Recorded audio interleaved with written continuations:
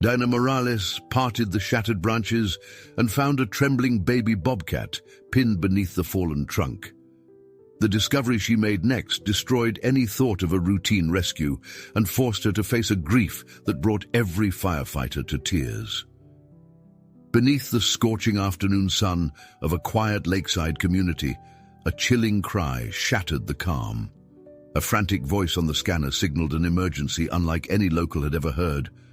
A baby bobcat, pinned beneath the wreckage of a fallen tree, was fighting for its life.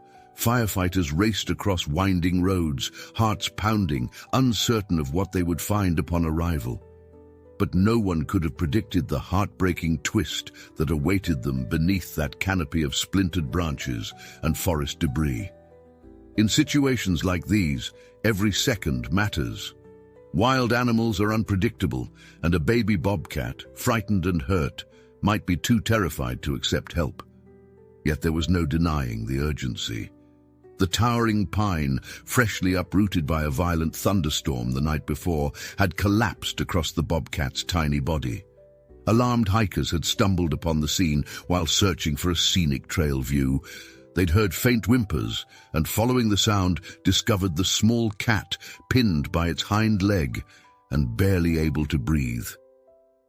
Before we unravel the rest of this harrowing rescue, take a moment to join our community of nature lovers and everyday heroes. Be sure to hit the like button, subscribe, and tap the notification bell so you never miss another incredible story of wildlife survival and heartfelt bravery. These tales remind us of our collective responsibility to protect and cherish the world around us. Now, let's return to the dramatic scene unfolding in that still, humid patch of forest. Captain Martin O'Leary led the firefighting crew from Station 6, a tight-knit team accustomed to raging house fires and car accidents. Yet the call about a trapped bobcat left them momentarily stunned. Wild animal rescues typically fell under the purview of animal control officers or park rangers, but they were the closest emergency responders, and with the creature's life in peril, they didn't hesitate. Racing along a dirt trail, they arrived to see a small cluster of bystanders huddled around the fallen trunk, whispering in hushed, anxious tones. Captain O'Leary jumped from the truck, his boots sinking into the soft, rain-soaked ground. The rest of the crew followed, carrying pry bars, chainsaws, and medical equipment, expecting the usual procedure, securing the scene, carefully lifting the obstruction. They quickly realized this would not be a typical rescue. The trunk, massive in girth, was precariously lodged between two thick branches. One misstep, and the weight could shift, further harming the bobcat or endangering the rescuers themselves. Then came the first heart-stopping revelation. As the firefighters inched closer, they noticed a second shape half buried under the tree. At first glance, it appeared to be just another branch or a tangle of vines, but upon closer inspection, they realized it was another bobcat, an adult, likely the cub's mother, crushed beyond any hope of survival. The only sign of life from her was a single weak twitch. But just as quickly as it appeared, the movement ceased, leaving a profound silence that only amplified the baby's pitiful cries. Firefighter Dana Morales, known for her gentle touch with frightened pets at house fire scenes, fought back tears as she crouched beside the fallen trunk. She tried to reassure the trembling cub, murmuring soft words, though she knew it wouldn't understand. The cub's fur was matted with dirt, and its eyes, wide with terror, flicked between the rescuers and its deceased mother. Observing the scene, Captain O'Leary signaled for the team to spread out. Two firefighters would stabilize the tree, while another used a hydraulic spreader to pry the branches apart. Meanwhile, Dana prepared a makeshift sling to cradle the bobcat once free. Suddenly, a crack echoed through the clearing. The tree shifted under its own weight, sending everyone scrambling backward. Panic flared. If the trunk fell fully onto the cub, the rescue would be over. Captain O'Leary shouted orders to reinforce the trunk's position with additional supports. Tension hung thick in the air as the team carefully placed wooden blocks beneath the tree, each hammer strike reverberating through the stillness. Dana, heart hammering in her chest, maintained eye contact with the bobcat, as though willing it to hold on a moment longer. At last, the branches groaned, lifting just enough to slide the baby bobcat free. Dana gently scooped it into her arms, quickly assessing its injuries. Deep scratches marred its hind leg where the bark had dug in, and a shallow cut on its side bled lightly. Although the cub was clearly in pain, it clung to Dana's arm with surprising strength. Grief enveloped the crew as they turned to the mother bobcat, realizing there was nothing they could do for her. The baby let out a faint mew, as if calling for the mother who would never respond again. What happened next was a moment none of them would ever forget. As they placed the baby bobcat on a soft blanket, it turned and began to nuzzle its mother's face, a final, heartbreaking attempt to wake her. The clearing fell silent, every firefighter and bystander holding their breath. Hardened veterans who had faced all manner of emergencies felt tears burn in their eyes. Even Captain O'Leary, usually calm under pressure, blinked rapidly to steady himself. He quietly asked Dana to recheck the cub, hoping to cling to any sign of life that might overshadow this devastating loss. While the firefighters regrouped, a local wildlife rehabilitator named Sharon Collins arrived. She examined the cub with practiced hands, noting the wounds on its hind leg. In hushed tones, she explained it needed immediate veterinary attention. The bobcat clung to Dana, as if understanding this was its final chance. Everyone watched, hearts heavy. After a solemn nod from Captain O'Leary, they prepared for transport. Carefully, Sharon placed the bobcat in a padded carrier, while Dana draped a cloth over the mother's body for a respectful removal. Onlookers stood in silence, touched by the raw sadness and fragile hope. No one realized that this tiny creature's journey was only just beginning. In a battered white truck bearing the name Collins Wildlife Rehabilitation, Sharon Collins cradled the baby bobcat's carrier on her lap. The mid-afternoon sunlight flickered through tall pine trees as she navigated the narrow road leading away from the lakeside. Her heart still pounded from the urgency of the rescue. Even after years of nursing injured fawns, orphaned foxes, and the occasional raccoon, this particular mission felt uniquely heartrending. She couldn't shake the image of the little bobcat nuzzling its mother's unmoving face, an unspoken plea that no one could answer. At her side, firefighter Dana Morales kept glancing into the carrier, a protective hand resting on the plastic top. The cub's eyes were only half open, the shock of losing its mother and nearly being crushed, sucking away whatever energy remained. It let out a barely audible chirr now and then, a small sound that was both curious and confused. Outside, the scorched trees and scattered debris from the storm offered a stark reminder of nature's ruthless power. Dana, wrestling with her own emotions, whispered encouragement, "You hang in there, little one. We're almost at the clinic." They reached a modest structure set back from the main road, marked by a wooden sign reading, Collins Wildlife Rehab. Sharon pulled the truck to a gentle stop. The center consisted of two low-slung buildings that housed exam rooms, recovery pens, and a small administrative office. While not large, the facility was known in the community for tireless dedication to saving injured wildlife. Its staff of volunteers and interns had learned to function on minimal sleep, especially during springtime baby season. Approaching the main entrance, Sharon lifted the carrier and motioned for Dana to follow, her steps quick and purposeful. Inside, a cramped waiting area smelled faintly of disinfectant and cedar shavings. Framed photos of rehabilitated animals covered the walls, owls, foxes, and once a mountain lion cub that made local headlines when it was released back into the mountains. A young volunteer with a ponytail hurried out to greet them. She seemed alarmed by Dana's soot-stained uniform and the anxious expression on Sharon's face. "Is everything okay? What have we got?" the volunteer asked, rubbing her palms nervously. Sharon gently placed the carrier on a counter. "An orphaned bobcat pinned under a tree," she replied. "He's got a leg injury and a couple of nasty scratches. We need an exam right away." Without waiting for permission, Sharon led Dana down a narrow corridor into the back area, where metal cages and plastic kennels lined the walls. The volunteer rushed ahead to prepare the exam table, laying out sterile wraps, antiseptic solutions, and a stethoscope. Although they specialized in wild animals, the team knew that feline physiology was not entirely alien. They just had to be mindful of the bobcat's stress levels. When Sharon carefully lifted the cub from the carrier, it let out a soft hiss. Dana instinctively reached out, whispering, "It's okay," though she knew the gesture might not mean much to a frightened wild creature. The bobcat tried to scramble away, but it could not bear weight on its hind leg.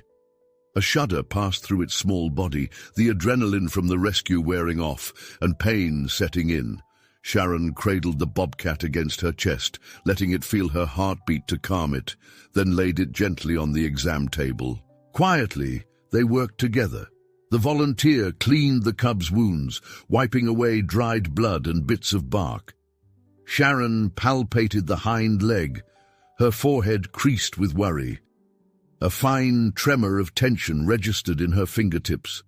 From years of experience, she could suspect a fracture, or at least a deep bruise near the hip, which might hamper mobility if not treated correctly. Dana watched every movement intently, recalling all the times she'd seen Sharon do something similar for an injured deer or a stray cat found under a porch. But this felt more urgent, more personal. The memory of that fallen tree, the devastation of the mother's loss, everything seemed to converge in this moment, demanding they succeed. The bobcat stirred, its eyes fluttering open again. They were a striking shade of blue, a trait often seen in young cats before their irises shifted color with age. A fleeting connection passed between the cub and Dana as he lifted his little head, as though trying to comprehend the flurry of hands and hushed voices around him. Then, with a trembling sigh, he lowered his head onto the exam table once more. A thorough exam confirmed Sharon's suspicion. There was likely a fracture in the cub's rear leg. She explained to Dana that an X-ray was necessary.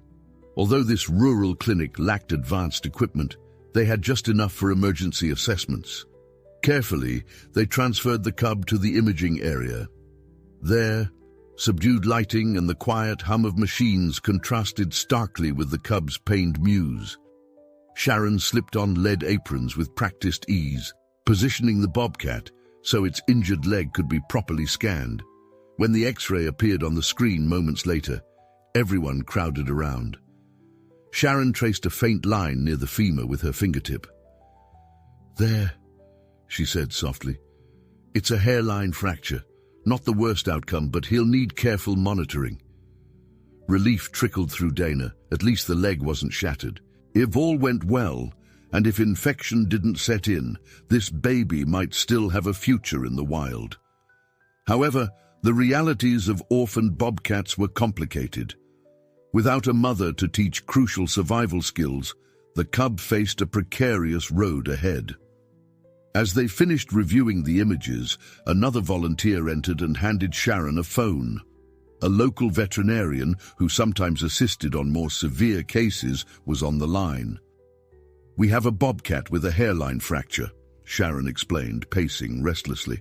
"I can stabilize, but I'd like you to confirm the splinting technique if you have a moment." She paused, nodding as the vet offered instructions. After a few minutes, she thanked him and hung up, turning back to Dana with renewed determination. "We'll stabilize that leg, pain management, controlled feeding, and he'll need a quiet enclosure far from any loud noises." For Dana, the rescue had already been intense, yet she couldn't pull herself away. Something about this bobcat touched a deep well of empathy she hadn't known existed. She offered to help any way she could, from holding the cub still during the splint application to fetching fresh towels. Despite her limited wildlife experience, her calm presence seemed to soothe the bobcat, who no longer hissed or struggled quite as much. It felt as though a bridge of quiet trust had begun forming between them, built on shared vulnerability and the simple act of compassion. Finally, with the cub's leg gently immobilized, Sharon led Dana to a small, warm enclosure prepared with blankets and a heat lamp. The bobcat, still groggy and whimpering from pain, was placed inside. A dish of water and a shallow bowl of specialized kitten milk replacer were set nearby, though Sharon doubted he would eat much until he felt safer.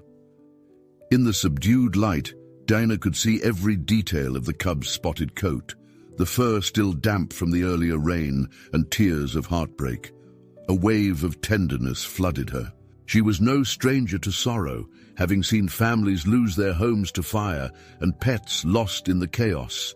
But something about this fierce yet fragile creature wrapped around her heart. Sharon gently closed the enclosure door. "We need to keep him undisturbed as much as possible," she said softly. "He's terrified, in pain and grieving. Wild animals do grieve, you know. They might not do it in the same ways we do, but they feel the loss deeply." Dana swallowed the lump in her throat, remembering how the little cub had tried to wake its mother. "What about the mother?" she managed to ask. Sharon's expression turned solemn. "We'll contact the proper authorities. A fallen tree is considered natural cause, but her remains should be handled with respect. Some folks might want to collect data, age, overall health, that sort of thing. As for him, well, he's got a chance. A good one, if we do everything right." A chance. The words echoed in Dana's mind as she pulled a chair beside the enclosure. She didn't know why she couldn't leave, only that she felt anchored here, wanting to stand guard through the cub's first critical hours. Outside, the setting sun cast a fiery glow through the clinic's single window, a reminder of time slipping away. But in that moment, all that mattered was the delicate life under the heat lamp. The baby bobcat was safe, at least for tonight. And for Dana, that safety felt like an affirmation that amid tragedy and loss, compassion could still spark a tiny miracle.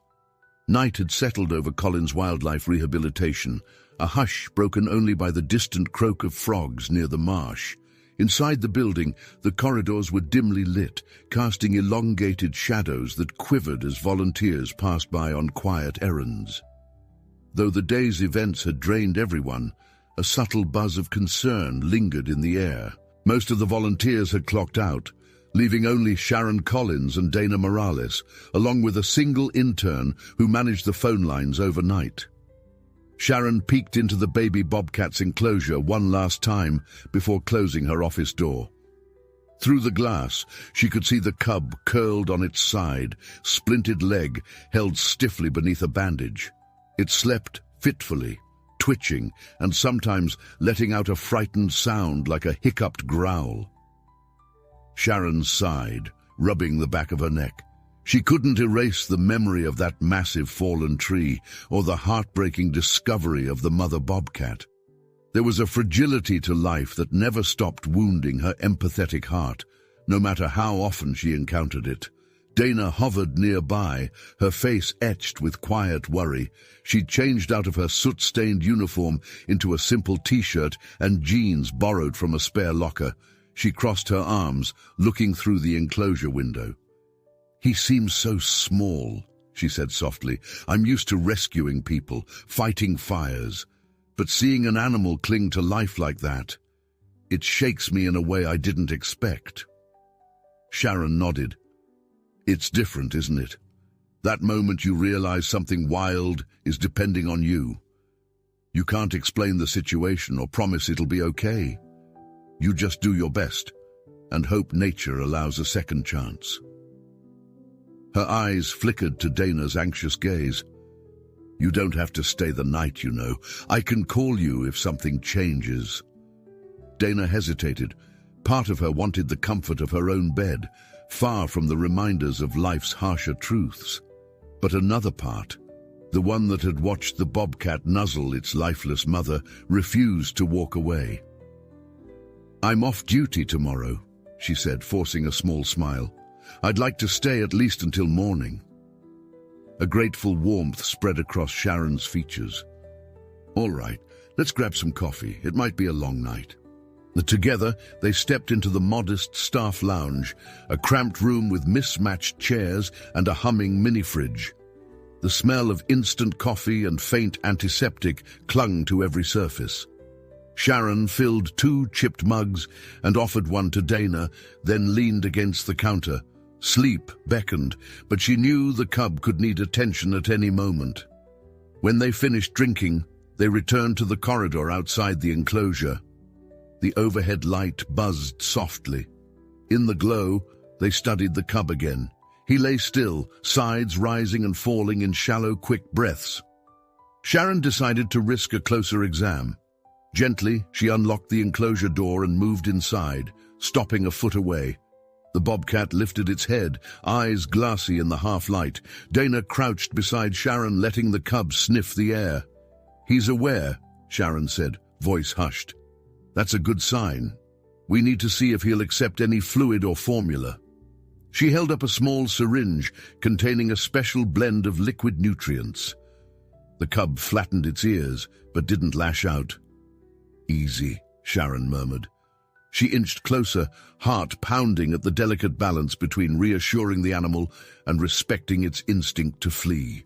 Tentatively, the bobcat licked the syringe tip, a droplet of formula glistening on its whiskers. Encouraged, Sharon administered a tiny amount at a time. Though it was nowhere near a full feeding, each swallow represented a victory. Dana watched in awe, her hands clenched in her lap. She wasn't sure why, but tears pricked at the corners of her eyes. Maybe it was relief that the cub was still fighting, or maybe she was overwhelmed by the tenderness in Sharon's every gesture. Once the bobcat had taken enough for the moment, Sharon withdrew. She motioned for Dana to back away so the cub wouldn't feel cornered. Then, carefully, they closed and locked the enclosure door. The facility's protocols were strict. No matter how small or seemingly docile a wild animal appeared, safety came first. They returned to the corridor, each feeling a little lighter, as if a single thread of hope had been woven through the grief. They settled into an uneasy routine, checking on the bobcat every hour, dimming the lights to encourage rest. Around midnight, Dana dozed off in a plastic chair, only to wake at 2 a.m. to the sound of faint whimpering. She roused Sharon, and together they found the bobcat pawing at its bandaged leg, eyes wide with discomfort. Sharon administered a tiny dose of pain medication appropriate for a young cat system, then coaxed it back into calmness with soft whispers. The crisis passed, but the 2 women knew the journey was far from over. By sunrise, the night's exhaustion had settled into their bones. The tall pines outside the facility stood silhouetted against a watercolor sky of pink and gold. A few birds warbled in greeting to the new day, their songs drifting through the eaves. Dana watched the first slivers of sunlight creep across the floor, feeling a strange mix of weariness and contentment. She turned to Sharon, who was refilling a water dish, and asked, "What happens next for him?" Sharon sighed thoughtfully. "He'll need long-term care. Maybe several weeks, maybe months. We can't release him until we're confident he can hunt and survive on his own." She folded her arms, gaze fixed on the small enclosure. He's lost his mother's guidance, which is huge at this stage. Bobcat mothers teach their kittens to hide, stalk prey, and navigate territory. We can replicate some of that experience, but it's never the same as learning in the wild. Dana absorbed that information in silence. She'd witnessed physical rescues many times, pulling victims from burning buildings, using first aid to save lives, but the notion of imparting survival skills to a wild creature felt entirely new. "Is there a chance," she ventured, "that he could imprint on us and never return to a wild state?" Sharon's expression grew somber. Yes, that's always a risk. We must maintain our distance as he recovers, minimizing direct contact outside of necessary medical care. If he becomes too comfortable around people, release might be dangerous for him. He might seek out humans or busy roads, and that could be fatal. Just then, the Bobcat stirred. They leaned forward, peering through the glass. He pulled himself upright, front paws steady, though his hind leg remained awkwardly extended. His gaze flicked around, alert to the new day. A small chirp escaped his throat, sounding almost like a question. Dana couldn't help smiling. Something about that inquisitive look made her want to reassure him that he wasn't alone. "I have to get back to the fire station soon," Dana said, standing. She stretched her stiff limbs and rolled her shoulders. "But I want to check in on him often. Let me know if he shows any changes." Sharon nodded, pushing a stray lock of hair behind her ear. "Of course. And Dana, thank you. Not everyone would stay up all night for a wild animal." Dana's gaze slid back to the Bobcat. "I just couldn't leave him," she confessed. "Seeing him fight for his life after losing everything, it made me realize how fragile we all are, human or animal." In that moment, a sense of camaraderie rooted itself between them. Their backgrounds might have been different, one a firefighter, the other a wildlife rehabilitator, but the goal was the same: to preserve life wherever possible. As Dana gathered her things, she cast one final glance at the Bobcat, who blinked back at her through the enclosure window. She felt an unspoken promise settle in her heart, a vow that this tiny creature, caught between life and death, would not be abandoned. 3 days had passed since that harrowing night at the rehabilitation center, and the baby Bobcat's condition had improved enough for Sharon to remove the splint and reevaluate the leg. The swelling had gone down, and although the cub still limped, each step looked steadier than before. In the soft glow of mid-morning light, it paced inside a larger enclosure that Sharon had set up specifically for him, equipped with logs and branches for climbing. She wanted him to regain muscle strength naturally, a crucial step if he was ever to be released back into the wild. From behind the mesh, Sharon watched carefully, noting the cub's progress with a critical but hopeful eye. Dana, who hadn't been able to stop thinking about the little Bobcat since she left, arrived at the rehab center on her day off. She greeted Sharon in the main hallway, itching to see the animal she had helped save. The memory of his faint whimpers and the sight of him clinging to life remained vivid, pulling her back here time and again. As they walked, Sharon filled Dana in on the latest updates: how the cub was eating slightly better, how his leg seemed to be healing, and how he was growing more accustomed to his new surroundings. They stepped into the room that housed the enclosure, pausing in the doorway so as not to startle the little cat. Early morning rays streamed through the windows, illuminating swirling motes of dust in the air. The Bobcat heard them enter and froze, ears twitching. His gaze locked onto them, bright eyes reflecting a mix of caution and curiosity. Dana felt an inexplicable squeeze in her chest. She had expected gratitude at his survival, but the tug she felt was something deeper, a tenderness that transcended her usual protective instinct on the job. "He's doing well for a baby that went through such trauma," Sharon murmured. "His appetite has picked up, and I'm introducing small pieces of raw meat in addition to formula. Next week, we'll see if he can manage some live prey simulations, just basic hunting practice with a lure on a string. But he's still too young to be fully independent." Dana moved closer, her heart racing when the Bobcat took a hesitant step forward. She lifted a slow hand, as though in greeting. For a fleeting second, the cub considered approaching.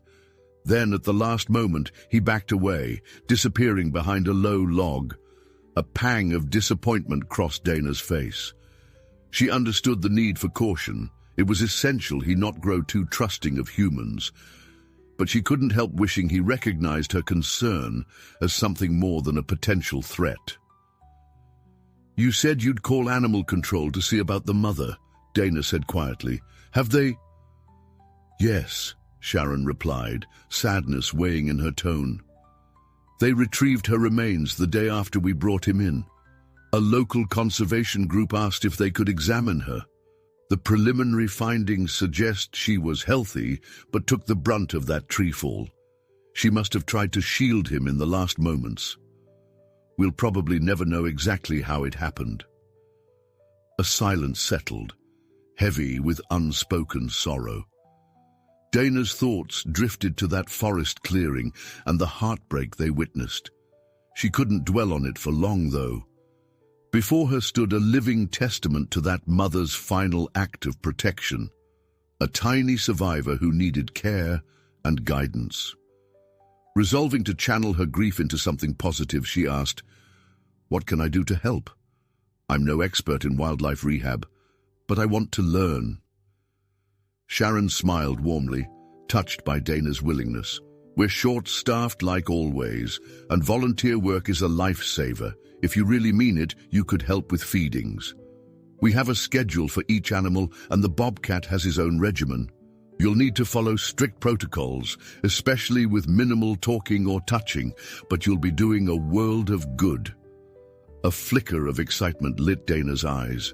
"I'm all in," she said, already rolling up her sleeves in anticipation. In truth, she knew little about specialized animal diets or weaning processes, but if she could assist in any small way, it felt like the right step to take. Fighting fires had always given her purpose. Now, somehow, this single bobcat had awakened another kind of purpose, equally intense. They headed down a narrow corridor to the supply room, where Sharon grabbed a clipboard listing feeding times for each resident: a juvenile hawk with a wing injury, 2 orphaned squirrels, and the bobcat, now officially labeled as Patient 47 in the center's records. Under that designation, Sharon had scrawled notes: incremental raw meat intake, keep warm, assess motor function. Dana read the details with rapt attention, nodding along as Sharon explained how to handle the meat, which was stored in a freezer near the back. "When you enter the enclosure, move slowly," Sharon instructed. "Don't make eye contact for too long. It can be interpreted as a challenge by some wild animals, and if he hisses or crouches, back off and give him space. Eventually, he'll associate you with mealtime, which can help him eat more confidently." Dana took a moment to absorb that, then selected a small tray of diced meat from the freezer. Her nerves crackled as she returned to the enclosure. Sharon remained outside, ready to observe and step in if needed. Dana crouched at the enclosure's latch, carefully unlocking it and stepping through, mindful to keep her gestures smooth. The bobcat peeked out from behind the log, eyes narrowing. She placed the tray on a flat rock in the enclosure's center, then slowly backed away to sit on a low stool. Instinct told her to speak softly, offer calming words. Yet she remembered the protocol. Less talking, more letting the wild creature remain wild. After a moment's hesitation, the bobcat slunk forward, his injured leg still causing a subtle limp. He sniffed at the meat, ignoring Dana's presence for the moment. Quietly, Dana observed the small cat eat. Each piece vanished, the bobcat's powerful jaws working with a hunger that reminded her just how close he had come to starvation. Time seemed suspended as she watched, enveloped by the rustle of the bobcat's movements and the slight scrape of his claws against the rock. This was a side of nature she had never witnessed so intimately, the delicate process of healing, overshadowed by the unspoken knowledge that life and death walked hand in hand. Eventually, the bobcat finished, licking his chops with satisfaction. He glanced up, alert to the fact that Dana still sat across the enclosure. For a brief moment, their gazes locked. Then he retreated behind the log again, keeping to his instinctual preference for hiding. Dana exhaled, a rush of relief and a surprising pang of pride. She exited as quietly as she had entered, locking the enclosure behind her. "Well done," Sharon said, meeting Dana's eyes with approval. "He ate everything. That's a good sign." They strolled back to the supply room, returning the empty tray. Dana felt a lightness in her step, fueled by the knowledge that she'd contributed to the cub's progress, however small. "So, I guess I'll be doing that regularly?" she asked, inwardly hoping the answer was yes. "If you're up for it," Sharon replied. "Feeding times are twice a day, plus we do check-ins to observe his mobility. We can schedule you for the weekend shifts. It's a big commitment, though. Are you sure you can manage it with your duties at the station?" Dana thought of her unpredictable schedule, the late-night calls, and the swirl of chaos that often defined her work as a firefighter. Yet something about this new responsibility felt equally vital. "I'll make it work," she said with quiet determination. Sharon nodded, her expression reflecting both gratitude and respect. A slight commotion in the hallway interrupted them, a volunteer ushering in a cardboard box that seemed to be moving. A frantic squeaking noise emerged from inside. Sharon offered Dana a wry smile. "Never a dull moment here. That's probably more baby squirrels or a rescued duckling." Before disappearing to handle the new arrivals, she clapped Dana on the shoulder. "Welcome to the team." Left alone, Dana felt the echo of that statement reverberate in her mind. Welcome to the team. She'd spent years in a brotherhood of firefighters, forging bonds of trust as they battled flames side by side. Now she found herself embracing a quieter, gentler calling, one that demanded patience instead of adrenaline. She walked back to the Bobcat's enclosure, peering in from a distance. The cub remained hidden behind the log, tail flicking occasionally, as though uncertain about his new caretaker. Dana smiled softly. Even if he never recognized her as anything but a food source or a fleeting presence in his path, she felt strangely fulfilled. This small connection, tenuous yet sincere, rooted her to the moment. And in that instant, she felt a quiet conviction. They would get him back on his feet. They would give him a shot at survival he'd almost lost forever. Over the next week, a new rhythm settled into place at Collins Wildlife Rehabilitation.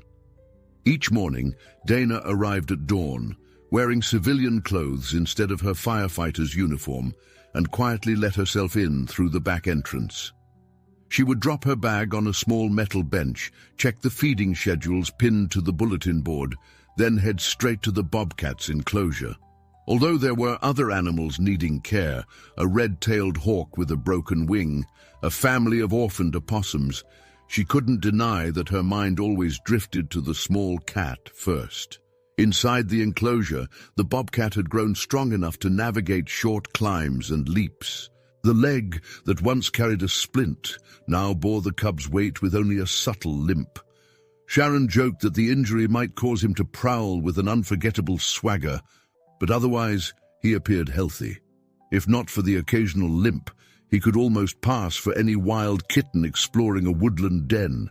During feedings, he emerged from hiding more boldly, his eyes sharp with an intelligence that suggested both caution and curiosity about the person who brought him food. Dana followed the same protocol each time. She would gently place the bowl of diced meat or thawed mice in a corner of the enclosure, then retreat to a low wooden stool. Careful to keep her voice low, she offered no coaxing beyond a few whispered words. Sharon had explained that preserving the Bobcat's wariness of humans remained paramount. Yet there was a subtle bond forming, a sense that the cub recognized Dana's presence as neither threat nor friend, just a steady, silent reassurance. One afternoon, as Dana set down a fresh water dish, the Bobcat stepped closer than usual. His ears remained upright, his movements lithe. She froze, startled by how near he had come. The tips of his fur quivered with each breath, and his whiskers twitched in her direction. For a brief moment, she imagined reaching out to brush his coat, but she resisted. Any undue familiarity risked imprinting, which would endanger him in the wild. Instead, she held her breath and let him examine her from a short distance. His gaze flicked across her face, then dropped to the water bowl. Swiftly he lapped at it before retreating to the shadows of a tilted log. Heart pounding, Dana exhaled. She might have spent years running into burning buildings, yet her pulse had never pounded quite like this, a strange mix of awe and humility. Quietly, she left the enclosure, aware of Sharon watching from across the room. The older woman's eyes gleamed with approval. "He's making great progress," Sharon said. "He trusts you enough to come close, but he's still got that wild edge. That's exactly what we want." Dana nodded. "He's definitely braver than before. Do you think he's almost ready for a larger outdoor pen?" The question bubbled forth from her eagerness. Although she had no formal training in wildlife rehab, she simply wanted to see the cub thrive in conditions closer to his natural habitat. "In another week, perhaps," Sharon responded. "We'll monitor his leg a bit longer. If he keeps showing improvement, climbing without trouble, maintaining balance, then yes, we can move him to an outdoor enclosure. That will be a huge step, giving him a sense of open air and real ground. I'll have to coordinate with the rest of the staff, but it's a good sign you're thinking that way." The days slid into a gentle pattern, each one measuring the bobcat's growth. He began to test his claws on the logs Sharon provided, sometimes splintering off small pieces of bark. Dana watched him with a pride she tried to keep in check. The volunteer role let her escape the noise of sirens and shifting schedules, grounding her in the soft rustle of paws across sawdust. She discovered a renewed sense of purpose in caring for this silent, fierce creature, a reminder that heroism came in many forms. At the fire station, Dana's new interest in wildlife didn't go unnoticed. Her fellow firefighters teased her lightly, calling her Dr. Doolittle, but with genuine affection. Captain O'Leary, who had been on scene the day they rescued the cub, often asked for updates.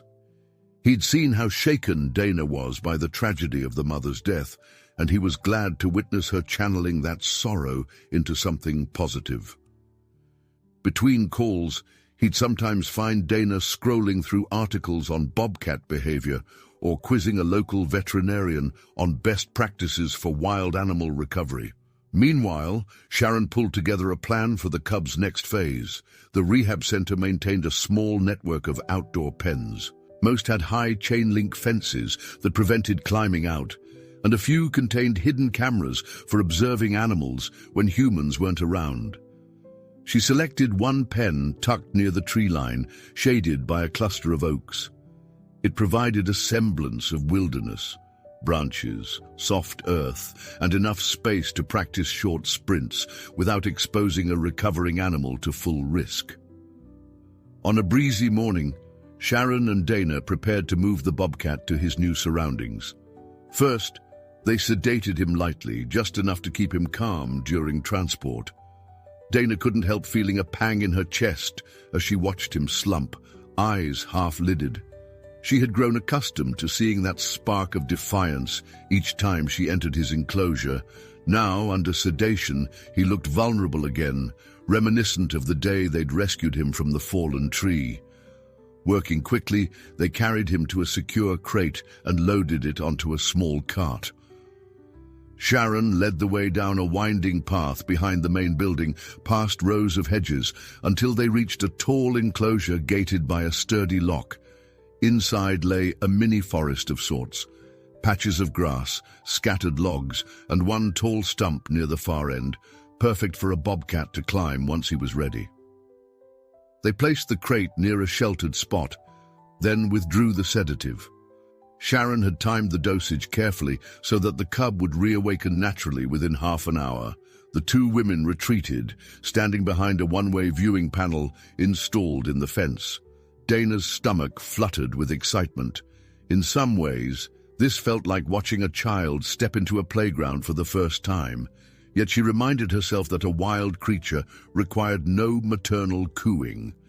He was at home among the rustling leaves and earthy scents in ways a human could never fully comprehend. Gradually, the bobcat stirred. He shook his head groggily, claws scraping the crate's floor. A moment later, with a strength that surprised Dana, he pushed his way out, stumbling onto the grass. For several seconds, he stood very still, as if taking in the unfamiliar sights and smells. Then he began to limp, curious, exploring the perimeter, sniffing the air. When he spotted the tall stump, he crept forward, placed his front paws on the bark, and tested his ability to climb. Dana felt her breath catch. This was the moment. If his injured leg failed, he might slip. But the cub dug in his claws, hind legs tensing, and sprang onto the stump in one smooth leap. A small squeak of approval escaped Dana's lips before she remembered Sharon's advice about minimal noise. She pressed a hand over her mouth, cheeks flushing with both relief and pride. Sharon grinned, nodding as though to say, "See? He's stronger than you think." Atop the stump, the bobcat paused like a tiny monarch surveying a kingdom. His tufted ears flicked, picking up distant bird calls. He arched his back, stretching muscles that had lain idle too long. Although the limp still showed in his landing, he seemed unbothered, almost exhilarated. Several minutes passed as he hopped down, trotted around the enclosure, then hopped back up again. Each movement erased a sliver of doubt that had hovered in Dana's mind. The memory of that grim forest scene and his mother's tragic end lingered. But so did this bright promise of renewal. She could have watched him all day, mesmerized by how quickly nature overcame adversity, given half a chance. Even Sharon looked moved, her professional stoicism softening at the corners. When the bobcat finally settled against a rock, licking his paws, Dana stepped away from the viewing window.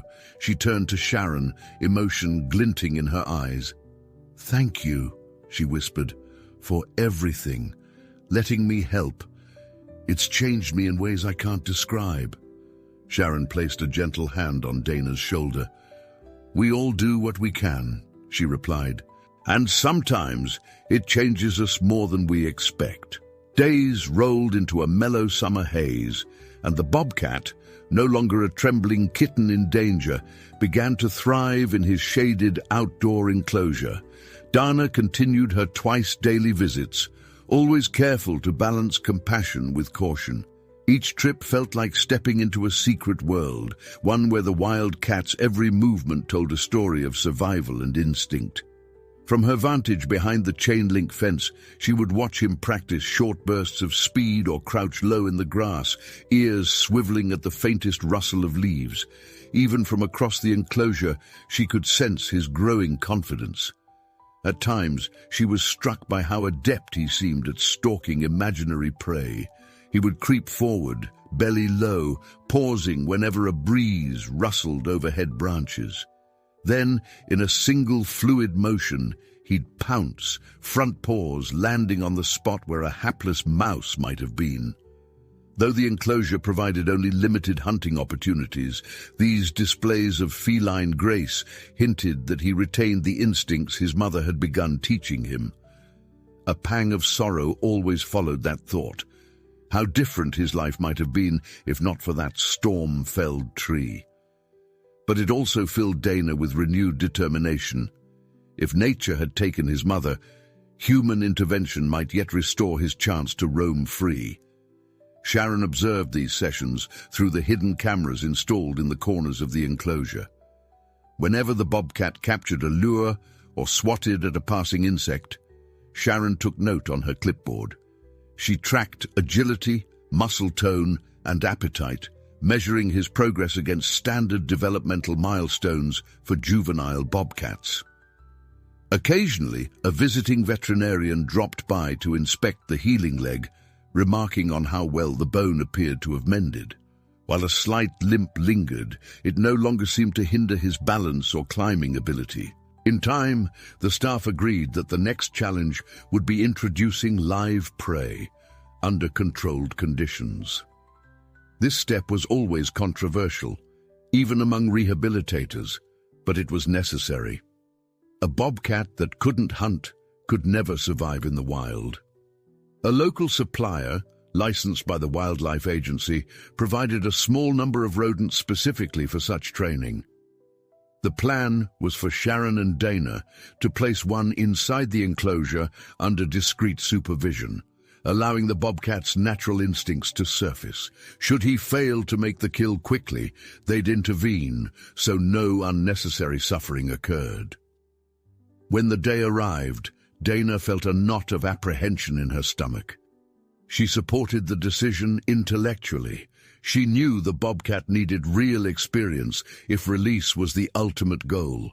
Still, the prospect of watching any creature die, even a pest species, weighed on her conscience. Sharon, sensing Dana's tension, offered a reassuring nod. It's part of the process. Without it, he won't be able to feed himself in the wild. Dana swallowed hard and nodded, steeling herself. From behind the one-way glass, they set the scene. A single live mouse was introduced into a small pen adjoining the enclosure. Then the gate between pen and enclosure was lifted. Almost immediately, the bobcat picked up the frantic sound of scratching. He rose from his resting spot, tail flicking with keen interest. For a moment he seemed unsure, tilting his head as though deciding whether to investigate. Then he moved, slowly at first, pressing his belly to the ground, creeping closer with each measured stride. The mouse darted left and the bobcat froze, ears perked, pupils narrowed. Seconds later, he sprang forward with astonishing speed, catching his quarry in one swift motion. Dana's breath caught in her throat. The kill was almost instantaneous, a show of predatory efficiency she hadn't fully expected. She felt an unexpected shiver. This was the essence of nature, beautiful, fierce, and sometimes brutal. Sharon scribbled notes while the bobcat carried his prize to the corner. They watched him gnaw for a few moments, then deposit what remained. It was enough to confirm that his instincts were intact, his reflexes honed. Though sobered by the reality of it, Dana felt relief that the training worked. Each success brought them one step closer to the possibility of release. Over the following weeks, more live prey sessions took place at carefully spaced intervals. Each time, the bobcat displayed growing confidence. His limp lessened. He climbed higher, prowled faster, and hissed more vehemently whenever a staff member entered the enclosure. Sharon assured Dana this was a good sign. A bobcat that remained too friendly around humans would face grave dangers in the wild, poachers, highways, or even well-intentioned people who panicked at the sight of a predator. Wild animals needed to remember how to be wild, and that included learning to distrust humans. Encouraged, Sharon began speaking with local wildlife officials about the possibility of an eventual release site. They needed a region with minimal human population, abundant prey, and sufficient cover. Several potential spots emerged, each requiring a site visit to confirm. Rumors of illegal trapping in certain stretches of forest complicated matters. The challenge was selecting a place where the bobcat could flourish without straying into contested territory. Meanwhile, a new wave of animals arrived at the rehab center, fledgling hawks that had fallen from nests, a fox kit with a leg injury, and even a trio of rescued ducklings. Amid the chaos, the bobcat's scheduled progress stood out as a rare bright spot of hope. Through it all, Dana found herself more deeply invested than ever. When she wasn't on duty at the station, she was at Collins, cleaning enclosures, logging data, or simply standing watch during hunts. She never breached the protocol of minimal contact, yet the bobcat seemed to sense she meant no harm. Sometimes she'd catch him peering at her from a high branch, eyes holding hers for a split second before he looked away. That fleeting acknowledgement warmed her in a way she couldn't fully explain. She'd never truly befriend him like a domestic cat, nor should she. But the connection felt profound. Two beings who had crossed paths in a moment of crisis, each learning something from the other. During a rare lull one afternoon, Dana strolled over to Sharon's office. She found the rehabilitator poring over maps and terrain photographs on her computer. "Here," Sharon said, pointing to a thickly wooded zone about 30 miles north. I think this might be ideal. It's a patch of state-protected forest, teeming with squirrels and rabbits, with freshwater sources scattered throughout. The roads are sparse, used mostly by park rangers and hikers. I'll need official clearance, of course, but it's promising. Dana leaned in, studying the topper lines. She imagined the Bobcat weaving silently among pines, staking out territory where he wouldn't be an intruder, but a rightful native. When do you think he might be ready? She asked, trying to keep her voice steady. If he continues progressing at this rate, maybe another month, Sharon replied, tapping a pen against the desk. He's nearly full-sized for his age, though Bobcats keep filling out. Physically, he's almost there. The last hurdle is ensuring he can handle extended isolation, no approaching humans, no immediate reliance on the easy meals we've provided here. Dana nodded, a bittersweet ache rippling through her. That was the ultimate goal, wasn't it? To return him to the life he was meant to have, and yet she couldn't help but feel a pang at the thought of never seeing him again. She wondered if Sharon felt the same tug each time an animal was released after a hard-fought rehabilitation. It must take a special kind of fortitude to love them enough to let them go. Sharon, as if reading her thoughts, added quietly, "It's the best outcome for him. I know it's not easy, but remember, we're just guests in his story. He belongs to the wild." A small smile tugged at Dana's lips. Guests in his story, she echoed. The phrase captured something essential she had been grappling with all along. She took one last look at the map, mentally picturing the Bobcat prowling those forests, free at last. Then she lifted her gaze to Sharon. "I'm ready to help in any way I can. Let's make sure he's prepared." In the days leading up to the Bobcat's next veterinary check, the center hummed with activity. A mixed chorus of chirping fledglings, chittering squirrels, and the occasional bark from an injured fox filled the corridors.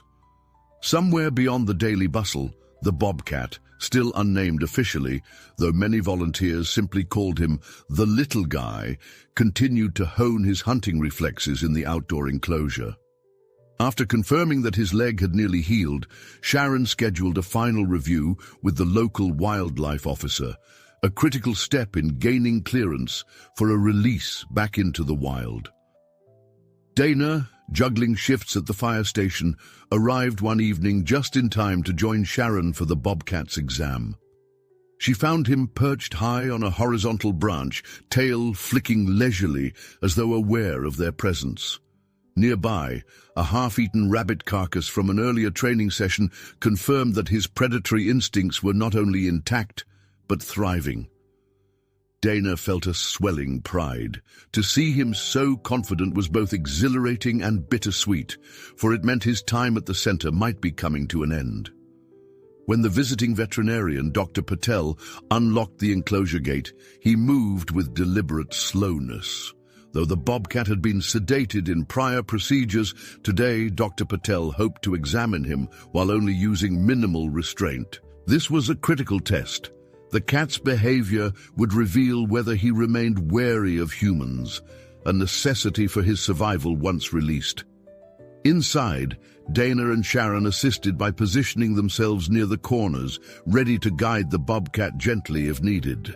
The cat hissed, bristling at their approach, but didn't immediately bolt or attempt to attack.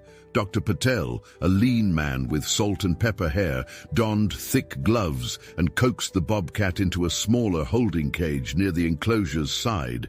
The moment the door swung shut, the cat flung himself at the bars, claws raking the air in fury. It was a fierce display, startling in its intensity. Dana's heart lurched at the sight, but Sharon gave her a firm nod, as if to say this was what they wanted. A healthy fear of humans, a readiness to fight or flee. Drawing a deep breath, Dr. Patel began a swift inspection. He checked the Bobcat's teeth, ears, and paws, then gently felt along his previously injured leg. "Structurally sound," he pronounced, stepping back and wiping a sheen of sweat from his brow. The bobcat continued to growl in low, menacing tones. He's got a bit of stiffness, but that won't impede his survival. Muscles are developing nicely. I'd say he's close to release ready, as long as he maintains that wariness. Sharon exhaled a sigh of relief, though the tension remained in her shoulders. She'd been a wildlife rehabilitator long enough to know that each success was its own fragile miracle. "Thank you," she told Dr. Patel, who nodded in acknowledgement. Together, they released the bobcat from the holding cage, stepping back as he streaked toward the far corner of the enclosure. Only when he vanished behind a stump did they exit, carefully locking the gate behind them. Outside, the sun dipped low on the horizon, painting the sky with bands of orange and purple.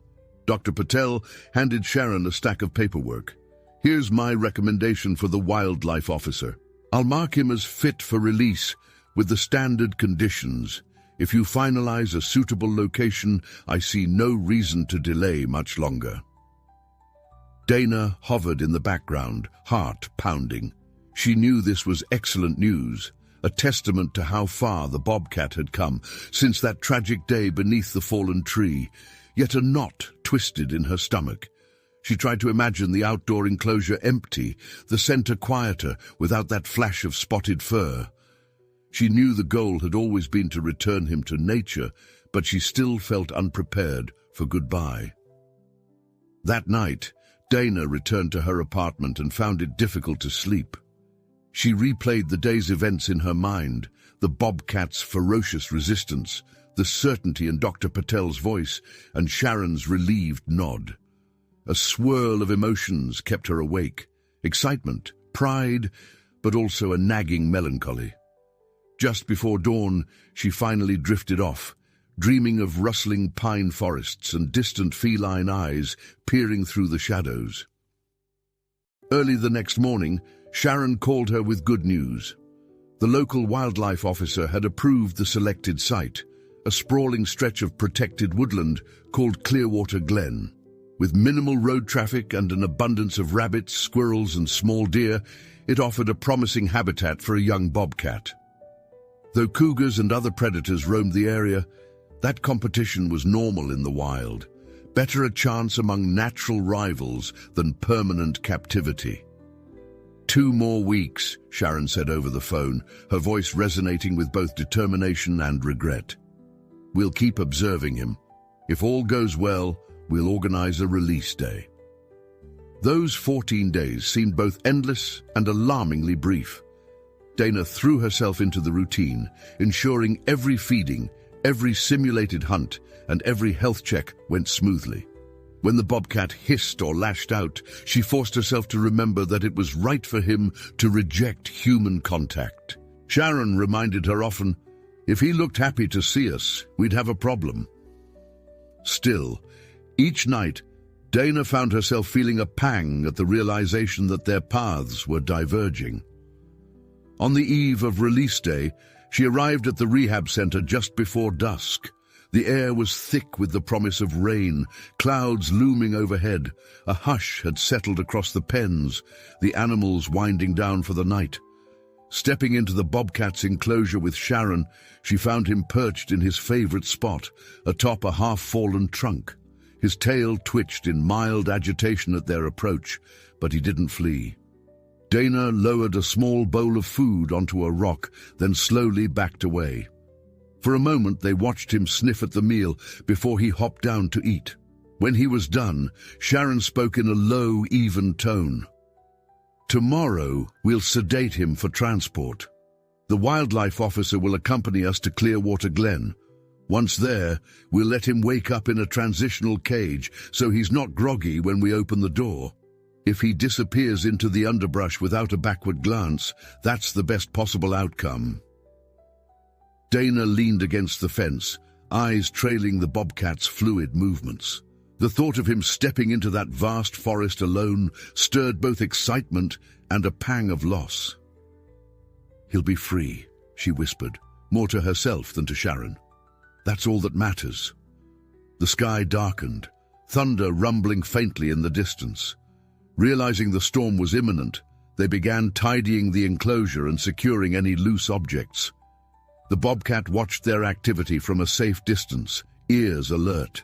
Just as Dana moved to leave, a gust of wind rattled the fence, startling him. He bristled, bounding across the enclosure until he was just feet from where she stood. Their eyes met, and for a single breath, neither moved. Dana found herself silently thanking him for showing her a different kind of courage, for reminding her of life's fragility, and for giving her a chance to heal a wound she hadn't realized she carried. Then the Bobcat turned and dashed behind a cluster of rocks, out of sight. In the corridor outside, Sharon placed a steadying hand on Dana's shoulder. "You okay?" she asked. Dana nodded, though her heart beat strangely in her chest. "Just processing," she replied. "It feels like a goodbye." Sharon managed a wistful smile. "In a way, it is, but it's also a beginning, a return to the life he was meant to have." Together, they shut off the lights. The storm broke shortly after, rain hammering the rehab center's roof in a ceaseless, percussive lullaby. Dana found herself unable to leave, drawn to the notion of being close by, just in case. She and Sharon settled into the office, finalizing release documents and discussing last-minute details. Outside, the thunder rolled, lightning occasionally illuminating the enclosure in a stark flash. Through the window, they glimpsed the Bobcat pacing confidently in the wet darkness, unafraid of the elements, a wild heart, ready for the wild world.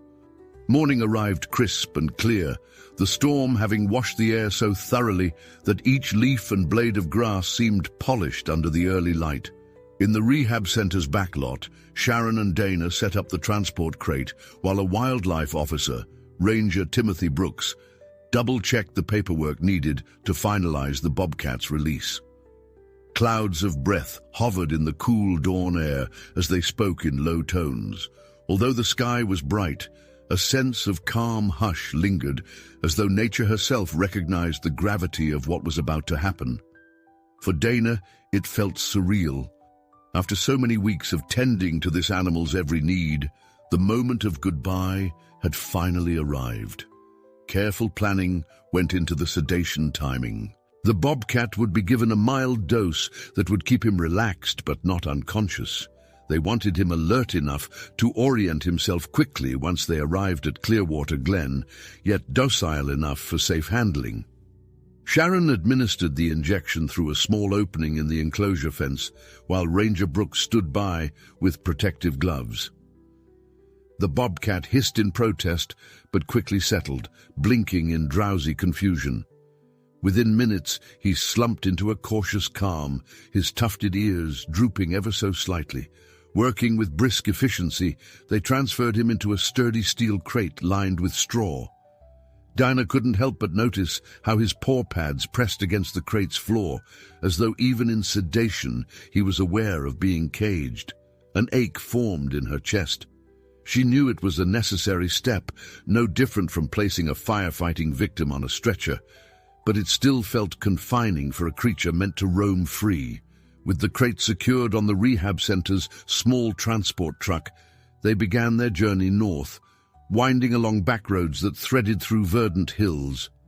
The early sun cast shifting shadows on the pavement, and Dana found herself gazing back at the crate every time they hit a bump. The drive took just under an hour, passing rustic farmland, meandering streams, and pockets of forest. Ranger Brooks led the convoy in a separate vehicle, ensuring they followed the correct route to the designated release point. Twice they had to slow for deer crossing the road, a fitting reminder of the wild environment they were venturing into. Sharon drove with steady focus, while Dana occupied the passenger seat, silently rehearsing all the possible scenarios. What if the Bobcat bolted too close to a trail used by hikers? What if it panicked or re-injured its leg? Sharon seemed to sense Dana's worries. "He's ready," she said gently, tapping the steering wheel. "We've done everything possible. The rest is up to him." When they finally arrived at Clearwater Glen, The forest rose around them like ancient guardians. Towering conifers creaked softly in a breeze that carried the scent of moss and damp earth. Ranger Brooks directed them onto a narrow gravel lane, leading to a remote clearing that would serve as the release site. This small opening provided enough space to open the crate safely without startling the Bobcat into a dangerous sprint toward the road. On all sides, thick undergrowth promised plenty of cover, and a shallow creek glimmered in the distance, feeding into deeper water sources throughout the forest. Dana and Sharon climbed out of the truck, taking a moment to listen, just listen, to the hush of the woodland. A bird trilled somewhere overhead, and a distant crackle of branches suggested a passing animal, unseen but close. The Bobcat stirred within the crate, letting out a groggy rasp of protest at the unfamiliar scents. The sedation was wearing off according to schedule, leaving him alert enough to register his new surroundings. Ranger Brooks approached carefully, gesturing for Sharon to confirm the placement of the transitional cage. They unloaded a collapsible wire enclosure from the truck, the same type used to allow animals to regain full awareness before final release. Working together, they set it near the tree line, ensuring the Bobcat could step straight into thick cover once the door opened.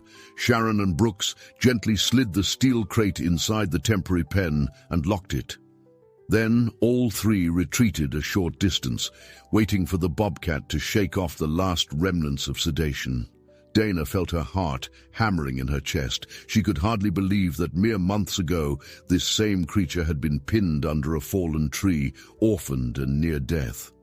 Minutes trickled by, and the Bobcat's growls became more focused.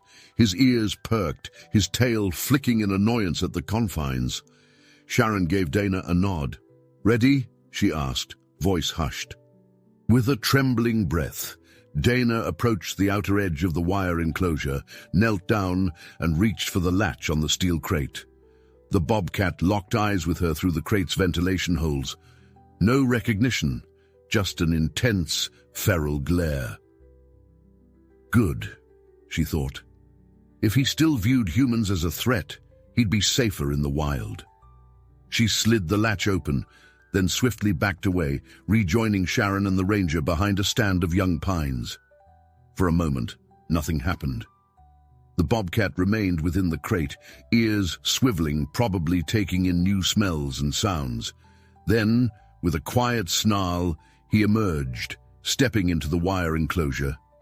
He paused, blinking at the unfamiliar sunlight. Every muscle in his lean body tensed, a coiled spring of energy. Dana wondered if he sensed the shift in the air, the promise of freedom just beyond the wire mesh. At a nod from Sharon, Ranger Brooks pulled a rope attached to the enclosure door. With a metallic scrape, the door swung wide, revealing the open forest. The Bobcat's nostrils flared and his eyes narrowed. Time seemed to slow as he crouched, assessing the gap. Then he leaped, slipping through the opening in a silent blur. A single bound carried him into the tall grass, then another took him behind a fallen log. The watchers caught only glimpses of his spotted coat weaving among the brush. Within seconds, he vanished entirely, leaving behind a swaying branch and a rustle of leaves. Dana stared at the spot where he disappeared, her stomach churning with an odd cocktail of exhilaration and sadness. She wanted to follow him, to see that he truly found his footing, but that would be the very intrusion they'd worked to avoid. This was his moment, not theirs. Ranger Brooks exhaled, pulling off his cap and running a hand through his hair. "That was one smooth exit," he remarked with an appreciative grin. Sharon's eyes glistened, though she kept her composure. "A perfect release," she agreed softly. "No panic, no confusion. He knew exactly what to do." She turned to Dana, who was still transfixed by the undergrowth. "You okay?" Dana tried to speak, found her throat tight, then nodded. "Yeah," she managed at last. I'm proud of him." The mild tremor in her voice betrayed the ache of letting go. She inhaled deeply, letting the crisp forest air fill her lungs. In a way, it felt like the final chapter of a story she hadn't realized she was writing. She thought of the bobcat's mother, pinned under that tree, and hoped that wherever wild spirits went, she could sense her offspring running free. Satisfied with the procedure, Ranger Brooks began dismantling the wire enclosure while Sharon tidied the steel crate. They worked in companionable silence, each respecting the profound hush that followed the bobcat's departure. By the time they finished, the morning sun had climbed higher, illuminating a web of branches overhead. Dana glanced around, half expecting to see a flash of spotted fur in the canopy. Instead, there was only the gentle green hush of the forest, entirely at peace. They left Clearwater Glen with a strange mix of elation and emptiness, as though they'd witnessed something miraculous, yet couldn't quite admit it was over. During the drive back, Sharon and Dana spoke little, each lost in thought. They passed rustic cabins and wooden fences that seemed incongruous with the wild depths the bobcat had just entered. Dana found herself glancing at every shadow in the trees, foolishly hoping for one last glimpse of him darting through the undergrowth. Back at the rehab center, the familiar buzz of daily tasks awaited them. Injured birds needed feeding, newly arrived ducklings required a clean enclosure, and the phone line blinked steadily, with calls from concerned citizens reporting everything from wounded turtles to abandoned raccoon kits. Normally, Dana found this bustle invigorating. But now, a part of her mind remained in those quiet woods, replaying the moment the bobcat sprang free. Sharon, in her usual efficient manner, set about filing the final paperwork. She typed up official notes detailing the release, date, time, coordinates, and the bobcat's physical status at departure. She also added her observations of the animal's behavior in the transitional cage. Once done, she slid the file into a manila folder labeled Rehab Case 47 and tucked it into a metal filing cabinet. Dana stood by, watching the process with a curious heaviness in her chest. "That's it then," she said softly, realizing how final it all felt. "He's officially gone." Sharon glanced at her, sympathy in her gaze. "He's gone from here, but not from the world. Think of it as a graduation ceremony." She patted the cabinet with a small smile. "These files document our successes and failures. When we see a folder closed like this, it means we did our job, we gave him a chance, and that chance means everything." Over the next few days, the center's routine left little room for reflection. A red-tailed hawk arrived with a broken wing, demanding round-the-clock attention. 2 orphaned otter pups needed bottle feeding, their squeals echoing through the hallways. Dana found solace in these tasks, her hands busy with feeding syringes, disinfectant wipes, and cages to scrub. Still, she couldn't help but catch herself glancing at the now empty enclosure where the bobcat had once roamed. In a corner lay the stump he used to perch on, and a few claw marks scored a log where he tested his strength. During her shifts at the fire station, her colleagues noticed she seemed quieter. Captain O'Leary nudged her one evening while they waited by the truck for a routine call. "You seem a bit off. Everything okay since that bobcat release?" She shrugged, half smiling. "I guess I miss him, but I know it's for the best. It's silly to feel sad, right?" O'Leary shook his head. "It's not silly at all. You poured your energy into saving that creature. You've got a right to feel something about it. Happens to us all the time on rescue calls. Sometimes, even if things go perfectly, it's hard to let go." His words offered a reassuring echo of Sharon's perspective. One dusk, as Dana locked up the rehab center after a late shift, she lingered beside the empty outdoor enclosure. The warm evening air smelled of pine and cut grass. A soft wind rustled overhead. Closing her eyes, Dana listened, imagining a silent figure moving through tall ferns far away in Clearwater Glen. In that stillness, she felt a sense of completion, as though some invisible tether had loosened, letting each of them, human and bobcat, finally breathe freely in their separate worlds. 2 weeks passed, and life at the center rolled on. Then, in the midst of caring for new arrivals, Sharon received an unexpected call from Ranger Timothy Brooks. Dana was in the supply room, taking inventory of medical kits, when she overheard Sharon exclaim, "You're sure?" Curious, Dana drifted closer, her pulse quickening. When Sharon hung up, her face lit with cautious excitement. "That was Brooks," she explained. "He's been doing routine checks around Clearwater Glen. One of his camera traps captured a young bobcat. It matches the coat pattern of our case, alive, healthy, and apparently thriving." Dana felt an immediate rush of relief and wonder. "He recognized the spot pattern?" Sharon nodded, waving her phone in triumph. "He says the bobcat looks strong and agile in the footage. Made a kill in front of the camera. Some small rodent. Even seemed to move with a barely noticeable limp, but otherwise, he looked fantastic." Word spread quickly among the staff. A small celebration broke out, with volunteers exchanging smiles and high fives. It was an unusual practice to keep tabs on a released bobcat. Typically, once set free, they blended back into the wilderness, making follow-ups nearly impossible. But Ranger Brooks was known for his meticulous records and had set camera traps in key areas to monitor predators.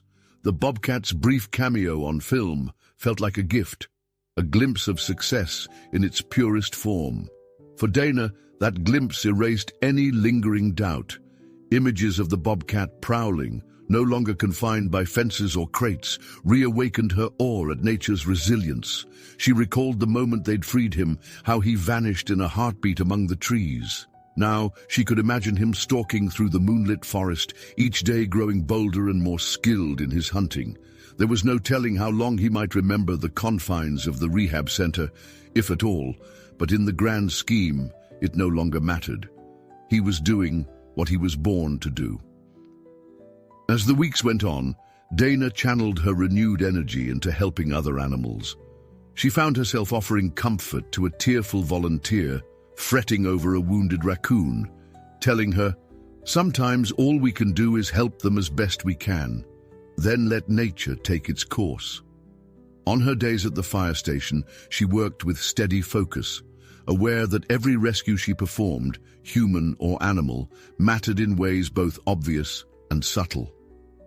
When Ranger Brooks stopped by the center for a routine visit, Dana seized the chance to ask about any recent sightings. Brooks smiled. "Haven't caught him again on camera yet, but no news is good news. If he's roaming a broader territory, he's just living his life." He reassured her that based on the initial observation, there was no reason to suspect any trouble. He'll find water, establish a hunting range, and keep a low profile. Bobcats are elusive by nature. That evening, Dana found herself walking a trail near the rehab center, following a meandering stream. She wasn't looking for the bobcat specifically. Clearwater Glen lay many miles away, but she wanted to experience the woods at twilight, the way he might. She listened to water trickling over stones, watched birds settle into hidden nests, and breathed in the earthy fragrance rising from the forest floor. In the fading light, she caught sight of a lone deer picking its way along the opposite bank. Its ears flicked nervously, and for a moment, Dana held perfectly still, remembering how her bobcat patient had once held perfectly still for a hunt. The deer grazed, unconcerned, then ambled deeper into the undergrowth. Dana felt a swell of gratitude for these small, magical moments, each linked in nature's grand tapestry. Back at home, she placed a single photo on her shelf, a snapshot taken months earlier of the baby bobcat in the indoor enclosure, the day after his rescue. The cub's wide eyes held fear, but also a glimmer of resilience. Though she'd never intended to keep photos of him, knowing too well the risk of forming attachments, it now served as a private reminder of how far both of them had come. Sometimes she still dreamt of that stormy afternoon, the fallen tree, and the heartbreaking cry the cub made when nuzzling his mother's motionless form. But in these dreams, the ending shifted. Instead of mourning alone, the Bobcat found his way to safety, guided by unseen hands of compassion and the unbreakable will to survive. And each time she woke, she knew that while loss was inevitable, hope could still find a way to flourish in even the darkest moments. Weeks melted into months, and as summer's warmth began to wane, the forests of Clearwater Glen transformed into a tapestry of golden leaves. On a chilly morning in late September, Dana joined Sharon on a volunteer-led hike through the rolling hills near the release site. The center had organized this outing both to appreciate the land they worked so hard to protect and to give volunteers a rare chance to see the wilderness that had become a sanctuary for their rehabilitated animals. Under the dappled canopy, sunlight filtered through autumn foliage, lighting the path in scattered hues of amber and ochre. The group proceeded quietly, led by an experienced ranger who pointed out signs of wildlife along the trail. Claw marks on a fallen trunk hinted at a black bear's recent foraging. A scattering of feathers might have belonged to a hawk's meal. Dana, every sense on alert, couldn't help but wonder if the bobcat had roamed this exact area. The others in the group watched for any trace of him, though they knew bobcats were famously elusive. Even spotting footprints was rare on these mossy grounds. They paused near a gentle stream where the ranger indicated a set of faint tracks left in the soft mud. He crouched, brushing away leaves to reveal paw prints. "Likely bobcat," he murmured, tracing the outline of the pads. Rear foot stepping almost in the front print. Classic feline style. Dana knelt beside him, heart thudding. The prints were fresh but not definitive proof of the rehabilitated cat. Still, she felt her chest tighten with an unmistakable sense of connection. As the group moved on, she silently carried the thought that perhaps the life they'd saved now thrived just beyond their field of vision. Throughout the hike, nature offered small wonders. A doe and her fawn tiptoed across a patch of sunlight, a hawk circled overhead, and the perfume of damp earth filled the air. Sharon and Dana lingered at the rear of the group, occasionally sharing a knowing smile. Each step reminded them of the interwoven cycles of life and loss. They reflected on how one bobcat's rescue had, in many ways, reshaped their understanding of service and devotion. Long before the day ended, they'd come to a quiet realization. Releasing him wasn't the end of his story. It was the beginning of everything he was meant to be. Back at the rehab center, autumn unfolded in a flurry of new arrivals. Migratory birds with injuries came in, harried by long flights. A fox kit was found snared in plastic debris. Even a young black bear wandered onto a nearby highway and needed short-term containment until it could be guided back to safety. The staff juggled these challenges, grateful for each volunteer's dedication. Dana noticed how smoothly everyone worked together, a testament to the sense of family that had taken root here. The bobcat's success served as inspiration when they felt overwhelmed, a reminder of what compassion and perseverance could achieve. Gradually, the center's demands eased as the first frosts set in, slowing the rapid influx of wildlife babies. One brisk afternoon, Sharon requested Dana's help in reorganizing old case files, clearing space for the next season's inevitable paperwork. They settled in the cramped file room, boxes stacked shoulder-high, the scent of aged paper mingling with faint disinfectant. Together, they sifted through folders documenting triumphs and heartbreaks, owls released back to the sky, fawns that hadn't survived, foxes that had healed against all odds. Eventually, Dana's fingers brushed across the folder labeled Rehab Case, Nash 47. She eased it out, heart pounding with memories. Inside, she found the bobcat's intake photos, veterinary charts, and daily logs detailing his recovery. She couldn't resist a small smile at the scribbled note reading "Feisty" in Sharon's neat handwriting. Pinned to one sheet was the X-ray showing his hairline fracture. now a relic of the injury that once threatened his life. The final pages were Sharon's release notes, describing the moment he bolted into the forest. No one had added anything new since that day. Sharon glanced over. "Hard to believe it's been months," she said softly. Dana nodded, her eyes lingering on a photograph of the bobcat lying in the indoor enclosure, ears flattened in cautious fear. "He was so small," she murmured.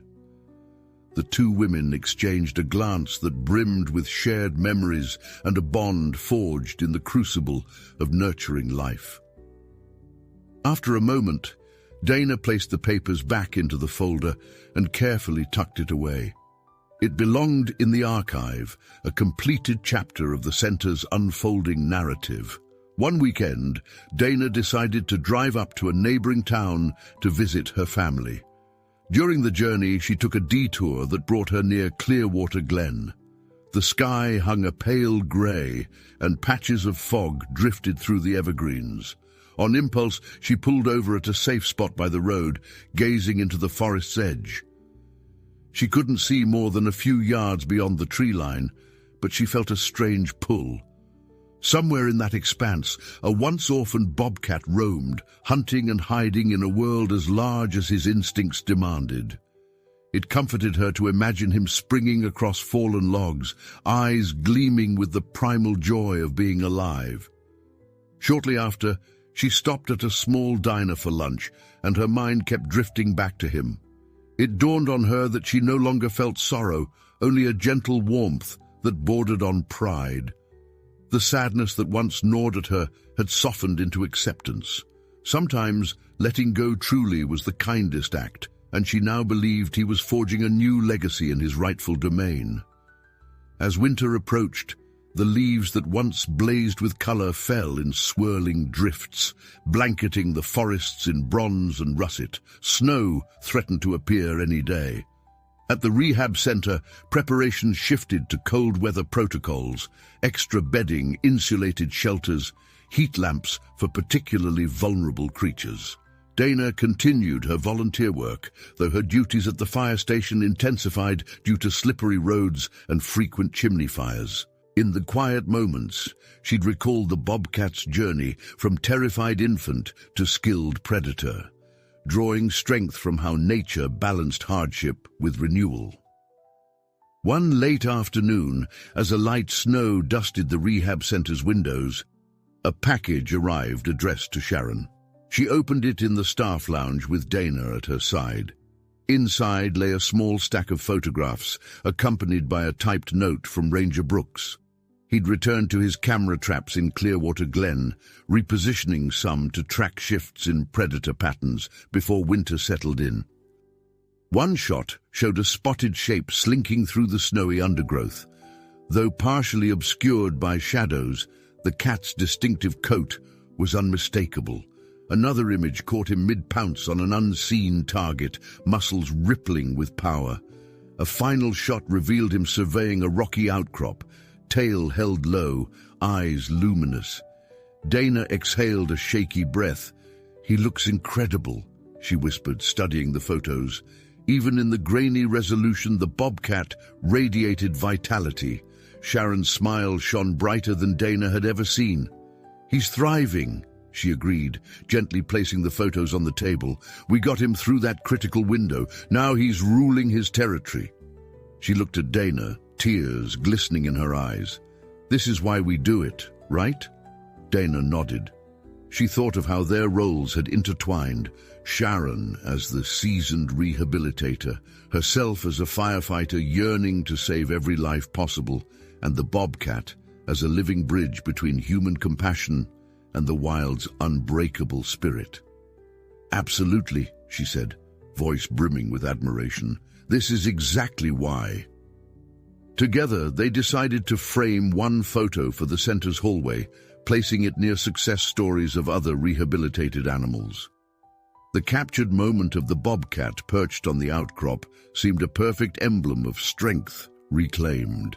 The next day, staff and volunteers gathered around, some recognizing the same wide-eyed kitten they'd helped feed or clean in the early days. Cheers and soft laughter filled the corridor as they reminisced. Even the most jaded volunteers couldn't hide their smiles. Afterward, Dana stood alone before the framed photograph, her mind drifting to that frantic call the day of the storm, the firefighters who'd rushed in, and the heartbreak of finding the mother Bobcat gone. She could almost hear the cub's feeble cries echoing in her memory. Now those cries had transformed into the confident roar of a bobcat dominating his domain, unheard by human ears but undoubtedly resonating across the forest floor. Stepping away, Dana realized the memory no longer carried the same raw sorrow. Instead, it pulsed with gratitude for the life they'd saved and for the moments of wonder she'd been lucky enough to witness. Looking down the hall, she glimpsed a volunteer coaxing a young owl to eat, another sign of the perpetual cycle of rescue and release that defined the center's mission.